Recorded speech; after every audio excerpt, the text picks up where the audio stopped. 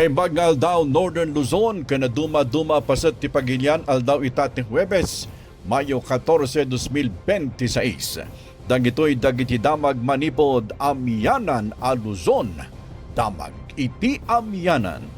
Kadagiti ulo ti damag Senado na ipasidong iti lockdown kalpasan ti panagsirak dagiti armado a grupo.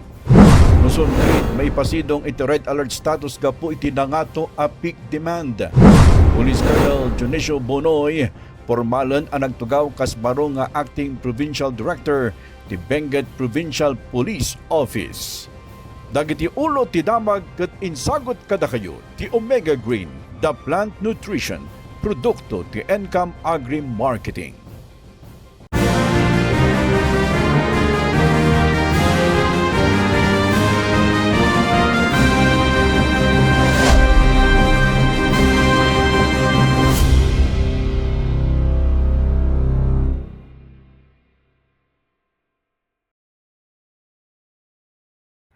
Diskusyon. Ang bagong programa na inyong aabangan. Pagtalakay sa mga napapanahog sa lipunan. Paghahatid ng mga mainit na balita at pakikipanayam sa mga nasa likod ng mga isyu. At pusisa sa mga mahalagang usaping kinakaharap ng taong bayan. Kasama ang veteranong mamahayag sa lungsod ng Baguio, si Fred Yoda. Abangan mula Lunes hanggang Biyernes, alas 4:30 ng hapon hanggang alas 6 ng gabi. Dito sa Net 25 Baguio. Mapanood sa Net 25 Baguio Facebook page at YouTube channel. Diskusyon malapit na.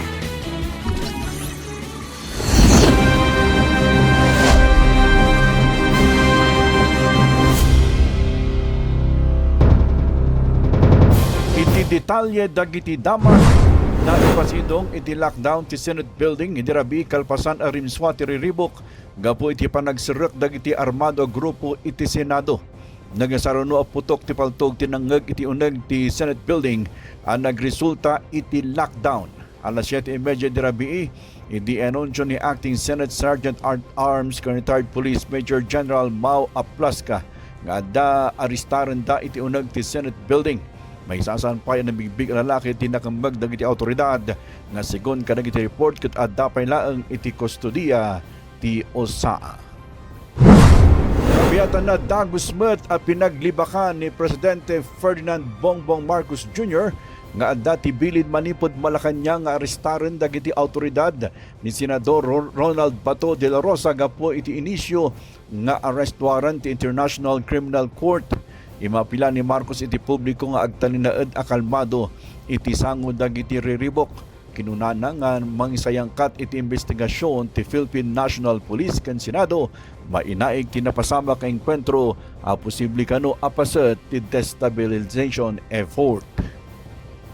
Ako'y nais magbigay ng isang statement tungkol sa mga pangyayari sa Senado ngayong gabing ito. Mga 2 oras kalahati ko na minomonitor ang sitwasyon. At nung una kong nabalitaan na naputukan, ay ang una kong tinawagan ay si Sec. John Vic Remulla ng DILG. At tinanong ko, magpa-report ka sa mga pulis na nandun na kung may nangyari, kung meron silang ginawa. At tapos ang sunod na tawag ko naman ay sa NBI. At tinanong ko sa mga NBI at kay Director Matibag, kayo ba ay pumasok sa Senado? Sabi niya, wala kang instruction. Ang sabi sa akin, wala kang instruction, sir. Kaya ba't namin gagawin yun? Kaya masasabi ko sa ating mga kababayan, yung nakikita po ninyo na naka-uniforme sa loob, sa mga sa news, ang mga naka-uniforme doon, 2 klase. Yung PNP, police, na naka-duty sa Senado. Naandoon sila para bantayan ng Senado, para mag-crowd control, para mag-secure ang Senado. Yung isa pang may hawak na naka-uniforme ay yung Marines, may Marine Detachment na nandun talaga sa Senado, tiga dun sila. Ang trabaho din nila is secure ang Senado at magbigay ng yung nakikita ninyong honor guard. Yan lang ang sundalo o pulis na nasa loob, tiga doon ang nandoon. Yung isa pang nakita ninyong grupo na kasibilyan at may hawak na mga mahaba, mga usayon, yun naman sa Sergeant at Arms ng Senado. So lahat ng nakikita ninyong naka-uniforme o naka-armado ay nandun, ay tiga doon. Nandun sila talaga, doon sila nagjo-duty. Iti sa Balipay, adamag na ipasidong iti red ken yellow alert status ti Luzon Grid. Sigon iti National Grid Corporation of the Philippines, the available capacity ti Luzon Grid ket 12,479 megawatts, bayat at ti peak demand ket 12,595 megawatts.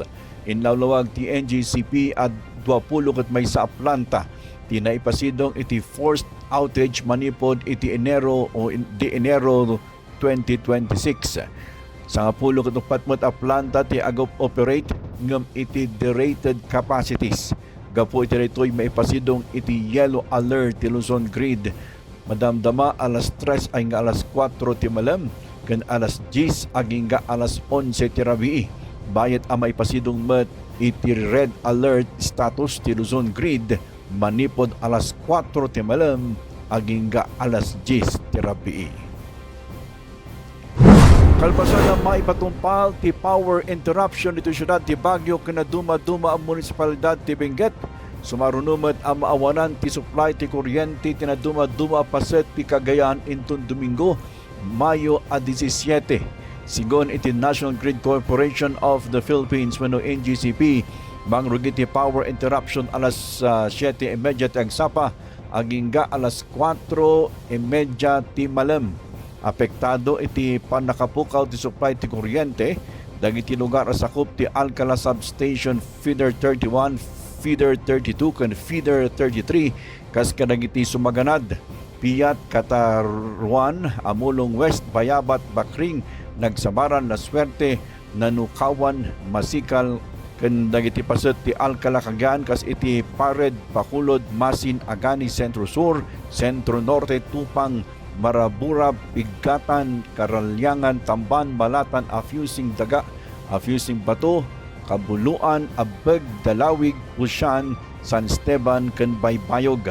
Sa Jemot Bagao, iti paset ti Bayan Lapi, Piña Blanca, Igig, Malaksin, iti Barangay Bayo, Santa Teresa, Wonderland Subdivision, ken portion Gamad. Ti power interruption ket gapo kano iti maipatumpal maintenance works ken correction kanang iti identified defects iti nasao a power line. Kabiyatan na kinumpiskar dagiti autoridad tinasurok 22,000 pesos agatad ti sigarilyo. Iti naisayangkat nga inspeksyon iti 2 grocery stores iti paset ti Lacandula Street dito syudad ti Baguio. Ti inspeksyon ket insayangkat ti smoke-free inspection ti manipod iti Environmental Health and Sanitation Division ti Baguio City. Agtultuloy ti patpatumpaldang inspeksyon kadang iti amin na grocery stores dito syudad no sa dino ket dua tinaduktalan nga adda tinalabsingda a pagalagadan ti local government unit na ipaayan met iti citation tickets dagiti nadakamat nga establishmento. Dagiti sa Balipay adamag kalpasan ti sumagmamano a palagip.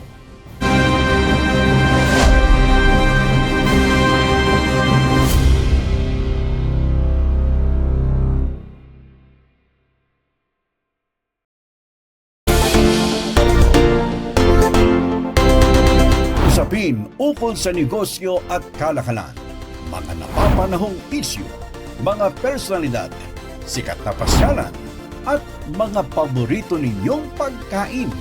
Pag-uusapan natin yan kasama ang bakwelang kuya natin, si Kuya AJ Garces. Excuse me po! Samahan niyo ako sa pagtalakay sa mga napapanahong issue, mga kaganapan, at mga personalidad dito sa programang Tonight with Kuya AJ. Tara na!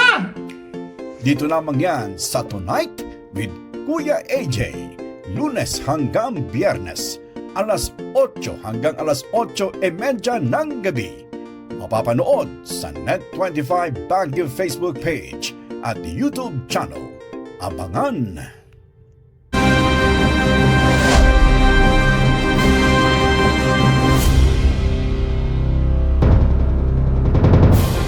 Iti sa palipay akang runaan na lamang inalawag ti National Food Authority iti Nueva Vizcaya at ti 20 pesos per kilo abagas ket paset ti programa ti gobyerno tapno makatulong kadag iti vulnerable sectors iti sidong ti 20 bigas meron na rice program. Dagitoy ket may laklako mayenato kadag iti may patpatumpala guidelines ti programa tapno matulungan dagiti benepisaryo nga agkasapulan iti nalaka a presyo ti bagas. Mainaig iti daytoy nakagteng iti liderato ti NFA Nueva Vizcaya Branch Office dagiti report nga adda kanot tis magmamano nga individual nga agbaybayad kadag iti empleyado ti NFA tapno sa andan ang pumila iti panaggatang da iti 20 pesos kada kilo abagas sa NFA Magsaysay Grain Center Bayumbong. Impaggadgad ti NFA ang naingat daytoy nga iparparo ti ahensya ken saan da palubusan ti kastoy nga addang. Kinuna ti NFA nga awan ti siya sinuman nga empleyado ti ahensya ti autorisado nga umawat iti anyaman abayad tapno maipaayanda iti prioridad ken reserbasyon wenno saanen a panagpila iti panaggatang iti bagas. Ginuyogoy dagiti opisyal ti NFA nga i-report kadakwada dagiti kakastoy a pasamak. Kamayad na adon dagiti Manalon iti probinsya ti Benguet ti nang panaknak iti naimbag a resulta iti panagaramat da iti omega green a plant nutrient iti nagduduma-duma mula kas iti kape, strawberry kan blackberry. Sigon kadag iti Manalon nakatulong ti omega green tapno pumartak ti panagdakkel dagiti mula. Kinadag iti Manalon analang to dagiti bulong ti mula anak aramatan ti omega green ken napintas pay ti panagramot dagiti mula da. Naobserbaran dati napintas a panagbunga dagiti mula kas iti kape amay isa kadagiti kaunaan a produkto ti probinsya. Agraman dagiti mula da nga strawberry kan blackberry ket pimintas ti produksyon da kalpasan ti panagaramat da iti omega green. Okay. Itong strawberry na to, pag tinanim mo mga 2 to 3 months, pwede nang mag-harvest. Meron ng bunga.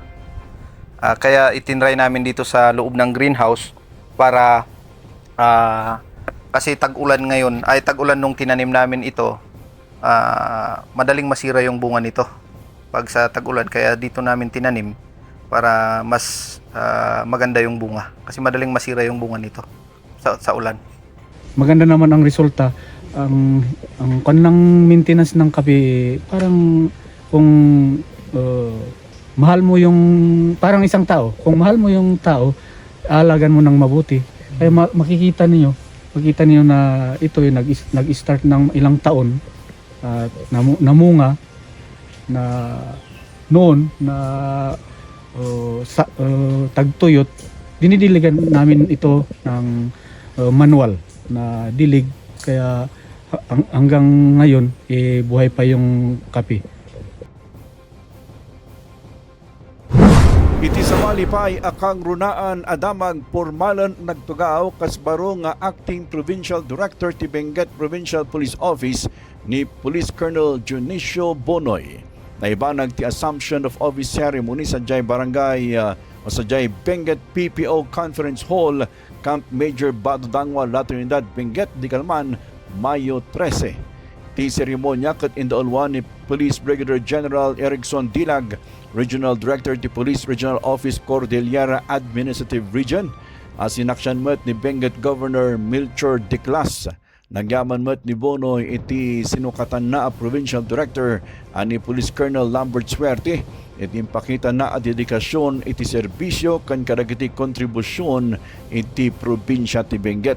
Ingkarimet ni Bonoy ti panangipatag iti mandato ti PNP baton iti responsive leadership, effective public service kan strengthened community partnership.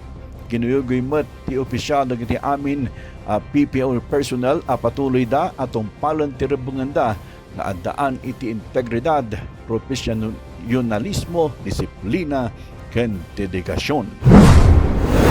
Iti sawali pa damag nasarakanen dagiti autoridad ti bangkay ti maysang agtutubo analmas sa Jay Baybay asakop ti Sitio Carillo, Barangay Damang, Sanchez Mira, Cagayan. Sigon iti punisya Mayo a 11 edi nagtigos si 13 anyos sa biktima iti Baybay kadwa na dagiti kagayem na idi mayano daytoy. Nasarakan met dagiti agjajaging a grupo ti bangkay ti biktima iti igid ti Baybay sa Jay ili ti Masisit, Cagayan idi kalman ti agsapa sa anon ang mabigbig ti rupa ti biktima ng positibo ang bigbig daytoy dagiti naganakan kwa nagapo iti short pant nga inaramat na. Dumanon itinasurok 2 milyon na pisos agatad ti illegal at droga. Ano kumpiskan dagiti autoridad itinaduma-duma nga anti-illegal drugs operation dito rehiyon ti Cordillera ti dinadael dagiti autoridad. Nasayangkat ti pananguram kadagiti illegal at droga sa Jay Parade Ground ti Camp Bato Dangwa sa Jay La Trinidad, Benguet. Iti panangidaulo dagiti opisyalis ti PDEA car kan Police Regional Office car. Karaman kadagiti pinuuran dagiti autoridad ti 17,587 kilograms ti dried marijuana plants nga agatad iti 2,110,482 pesos. Sigon iti PDEA na ibanang tinasaong adaang tapno maliklikan ti recycling.